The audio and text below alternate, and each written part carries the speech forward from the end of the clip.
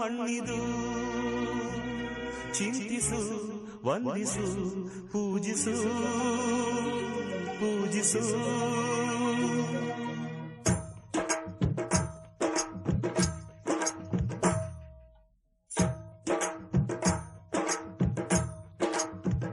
ಈ ಕನ್ನಡ ಮಣ್ಣನ್ನು ಮರಿಬೇಡ ಓ ಅಭಿಮಾನಿ, ಓ ಅಭಿಮಾನಿ.